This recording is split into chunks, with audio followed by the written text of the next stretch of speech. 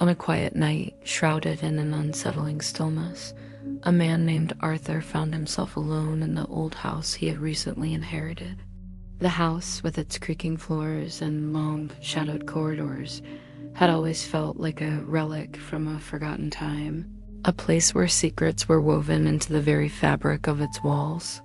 He was in the study, a room lined with books that smelled of dust and decaying paper, when something utterly inexplicable occurred.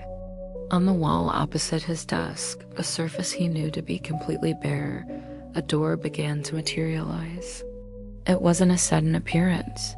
Rather, it was as if the wood and plaster were reluctantly giving way, peeling back to reveal a dark, ornate frame that had no right to exist. The door was crafted from a wood so black it seemed to absorb the dim light of the room, and its handle, a twisted piece of tarnished brass, seemed to beckon him closer. A cold draft seeped from the cracks around the door, carrying with it a scent of damp earth and something else, something vaguely metallic and sweet, like old blood. For a moment, Arthur stood frozen, his heart pounding a frantic rhythm against his ribs. His logical mind screamed that this was impossible, a hallucination brought on by fatigue or the oppressive atmosphere of the ancient house. Yet the door was undeniably there, a solid, chilling presence in his reality. Curiosity, that dangerous and primal human instinct, began to gnaw at him, overpowering his fear. He had to know what was behind it. With a hand that trembled slightly, he reached out and grasped the cold brass handle. It turned with a low, grating sound, and the door swung inward, opening not into another room, but into a hallway of absolute darkness. The hallway stretched before him, an infinite chasm of black that seemed to go on forever. The air that billowed out was colder now, carrying faint, echoing whispers that slithered into his ears. The sounds were indistinct, a chorus of sibilant, overlapping voices that seemed to be speaking a language he didn't understand. Yet their meaning was clear, a mixture of desperate warnings and sinister invitations. He hesitated on the threshold, one foot in the familiar world of his study, and the other on the precipice of the unknown. The whispers grew more insistent, and an unseen force seemed to pull at him, a gentle but firm pressure urging him to step forward. Against his better judgment, against every instinct screaming for him to slam the door shut and run, he took a step, and then another. The door clicked shut behind him, plunging him into a darkness so complete it felt like a physical weight. As his eyes struggled to adjust, he realized he wasn't alone. The long, impossible corridor was lined with more doors, identical to the one he had just entered. They stood like silent sentinels on either side of the narrow passage, their dark wood gleaming faintly in a light that had no source. A dreadful sense of unease settled deep in his gut.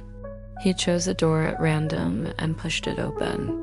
The room beyond was a perfect yet horrifying replica of his study. But sitting in his chair, staring directly at him, was a distorted version of himself. This doppelganger's skin was unnaturally pale, stretched taut over its bones, and its smile was a grotesque slash in its face. But the most terrifying feature was its eyes. They were not human eyes, but glowing, malevolent orbs of burning red that stared into his very soul, filled with a cold, ancient hatred. A strangled cry escaped Arthur's lips as he slammed the door shut, his breath coming in ragged gasps. He stumbled back into the hallway, his mind reeling. He tried another door and then another, his movements growing more frantic. Each one he opened revealed the same sickening scene, his study and a twisted parody of himself waiting within. In one room, his double was grotesquely elongated, its limbs stretched like taffy.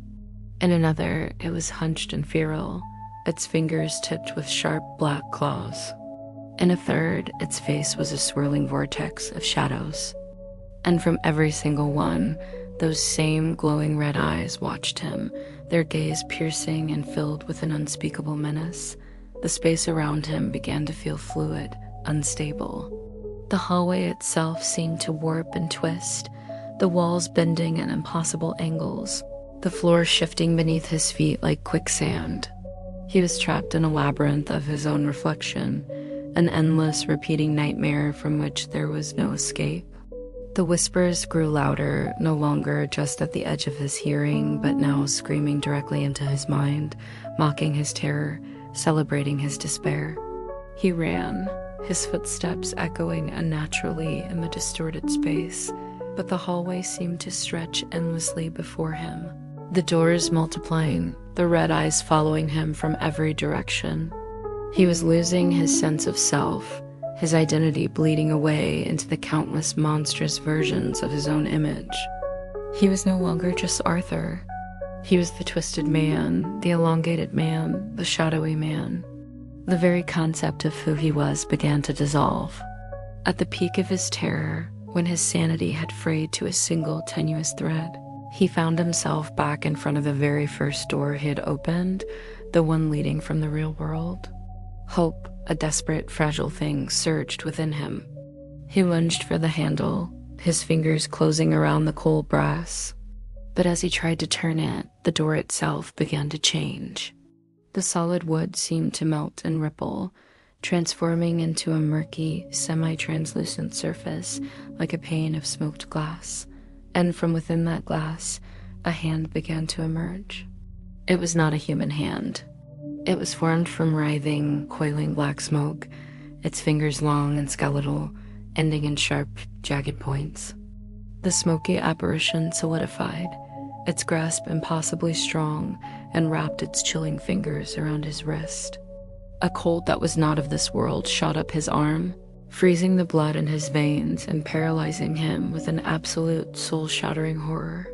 He tried to scream, but the sound was choked in his throat.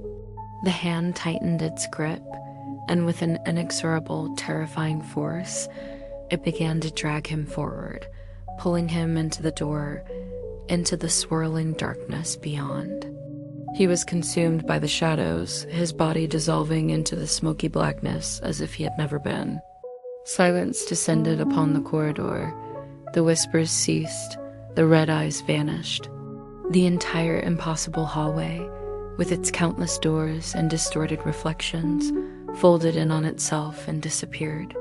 Back in the quiet study, there was no sign of the struggle, no indication of the cosmic horror that had just unfolded.